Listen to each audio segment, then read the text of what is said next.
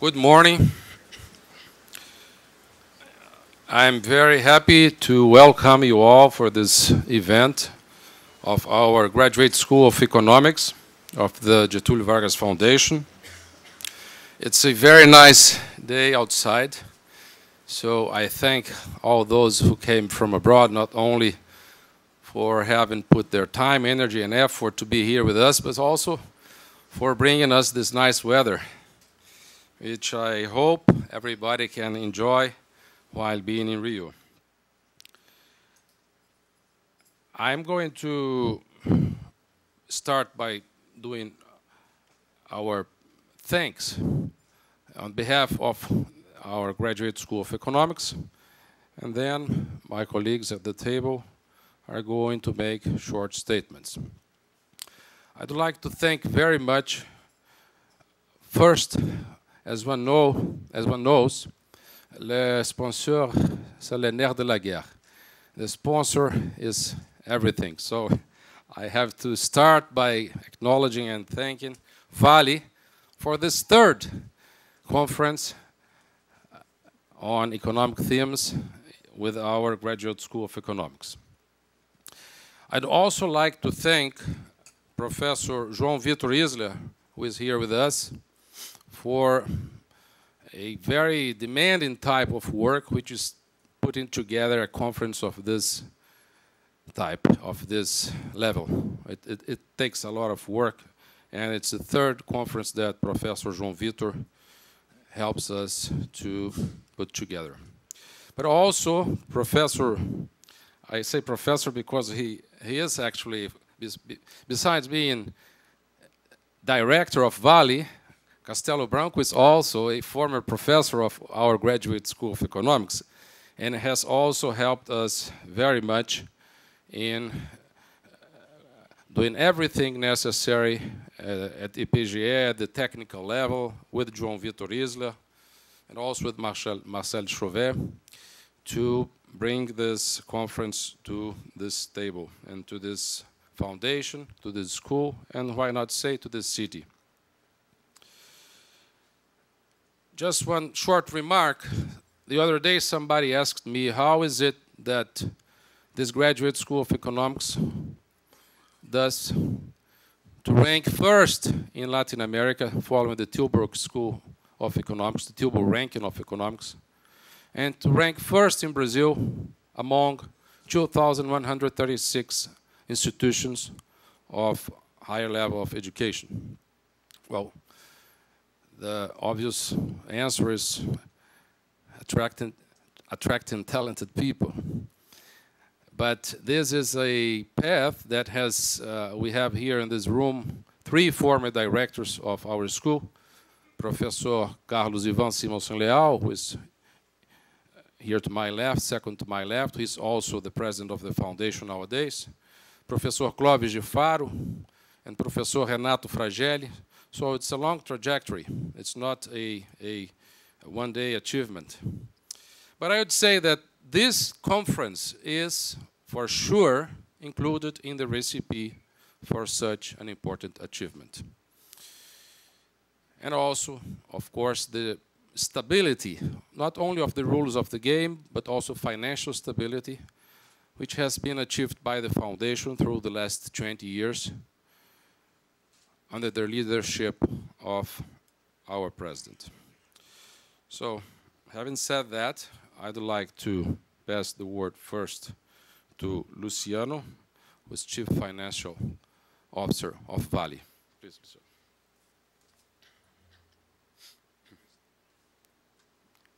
Hello. Thank you, Rubens. Good morning, Carlos, Roberto. Very good to be here amongst yourselves. Good morning, everyone. Thank you all for attending this prestigious conference, which is an honor for Vale to support and sponsor. And I would say the topic of the day is very important.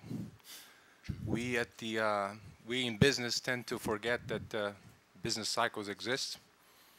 15 years ago, everyone was talking about the new economy, and during the Clinton years, everyone was hoping that the new productivity advancements would smooth the business cycle forever. Of course, it didn't happen. Now we're in a similar situation. Everyone thinks that doom and gloom is here to stay, great stagnation and so on. So this is affecting a lot investment intentions in the industries, especially in the mining industry. So it's very important to be here with you, the specialists, to learn a little bit about this important topic. So we're really proud of being able to enable this, this gathering. Also for us in the commodity business, important to know also how business cycles impact commodity prices with its importance not only to Vale but also to Brazil as a whole. We're so dependent, we have been so dependent recently on commodities prices. And again, we have a doubt. We're eager to learn what you're going to say over these 2 days, because relationships between business cycle and commodities prices are sometimes fuzzy because they depend on the stage on the development cycle of countries. So elasticity between, let's say, the iron ore price and the business cycle depends if you are an emerging country or if you are a developed country. And also because this relationship sort of didn't hold over the past perhaps 2 decades. In the 90s, although we had very benign years, the oversupply with the collapse of the Soviet Union, like prices were very, very low, didn't react much to the business cycles. Then on the next decade, because of China, again, now the opposite, strong undersupply, lots of demand, prices very high, again, not reacting to the business cycle. So maybe now we're in a new normal. The business cycle, hopefully we're going to emerge from the great stagnation. The business cycle will be here, and perhaps our industry is going to relate more to the business cycle. So very important topic for us, very important topic to Brazil. So having said that, it's really an honor. We're very happy. Welcome you all. It's great to have such a prestigious cadre of distinguished professors from abroad. So thank you for coming all the way through to Brazil. And again, it's just the better time of the year to be in Rio, mild temperatures. I hope you enjoy. Thank you. Thank you, Luciano. And Roberto Castelo Branco. Good morning. We are very happy to promote this conference. I believe, as not only as a member of Vale, but as an alumni and a former professor of the Graduate School of Economics, that's in line with the long tradition of excellence in education and economic research. We have the best specialists in business cycles. I strongly believe that we have a great conference. I'd like to thank Dean Ruben Cisne and President Carlos Ivan Simonsen for the support. My special thanks for my friend João Victor Isla. That's very productive and very pleasant to work with efficient people. We always benefit from the experience. And ultimately, I believe that all of us will learn a lot from the specialists. Some of them, such like Professor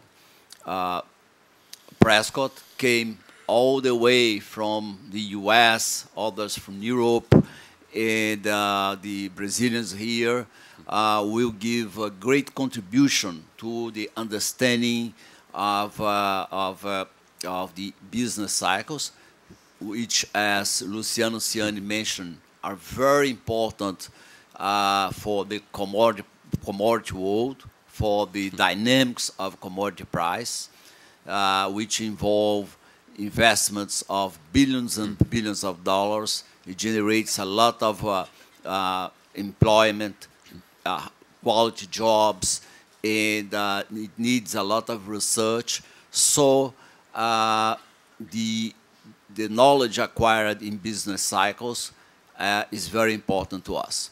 Thank you so much for your attendance, and as I said, we'll have a great conference. Thank you, Roberto. And let me remind the audience that Roberto has also been our first PhD graduate. I will not say how many years ago. It's not a... And then, please, I'd like to pass the floor to the former director of our Graduate School of Economics and president of this Getúlio Vargas Foundation, Professor Carlos Ivan Simonsen Leão. Good morning. Good morning to everyone. I'm very happy to be here with the people from Vale, Dr. Ciani, my ex-professor and good friend Roberto, and my former colleague and nowadays director of EPGE, Professor Rubens Cisne. This conference is not only important for us because of the people that have come, but because it's also the third such event that we have here at FGV, organized by Professor João Victor Isler, who has been doing an excellent job with the help of Vale do Rio Doce. The subject of this conference is particularly important, although I missed something in the list of topics that are being heralded here today, which is disruption of business cycles. Not business cycles only, but disruption of business cycles. We live in a very, very strange moment where governments have been interfering with the term structure of interest rates around the world, where some geopolitical issues mingle with international finance. So some countries are competing simultaneously for geopolitical power in the South China Sea, and at the same time they will be competing in finance. China has the possibility of tampering with the US term structure of interest rate simply because it has $3.5 trillion of reserves. And this is something that we never had before. So there is a lot of adjustment going on, a lot of discussions, and sometimes I wonder if that old model, which I learned many, many years ago before studying papers of Mr. Prescott and Mr. Sims, if that old model of you had four markets: money, bonds, product, and employment. And everyone told us that we should not worry about the bond markets. Because of Aura's law, it would be in equilibrium. If the other three were in equilibrium. The only problem is that the bond market's not a market for one bond. Nowadays, it's a market for hundreds of different types of bonds. Risk premia are not well defined and so forth. And therefore, you may have a lot of disequilibrium there. It doesn't clear so fast. That coupled with tremendous political pressure not to be wise in your public finance, especially your investment handling, is one of the biggest challenges that we have nowadays. We are in a moment where competition clearly amongst regions of the world, and that's going to be both a geopolitical and economic competition, that has to deal with the way you invest public monies. And how do you get to have that money? So, the amount you tax, how you tax, where you put that money is going to be extremely important. So, solving the pensions problem, having huge indebtedness, playing the game of subsidies, and at the same time wanting to have innovation that comes out of investment will be very tricky, will be very difficult. So all of this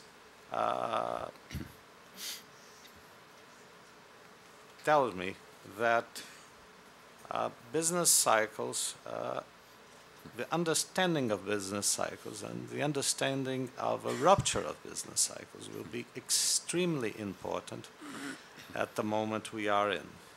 I don't believe that this crisis started in 2008. This crisis has roots that are much older than that. And of course, when we see something that in Brazil people don't realize so much the impact, the sequester in the US, having half the fleet of the Atlantic in the ports and the sailors sent back home to receive lower wages. It's something that we should be very aware that it has repercussions that are long-term and stretch deep into the future. So I think that all of us will profit very much from what we have to learn here today. And again, I have to thank our visitors for coming, Vale do Rio Doce, and the long tradition of EPGE for making it possible to have this seminar, which I think will be wonderful. Thank you very much.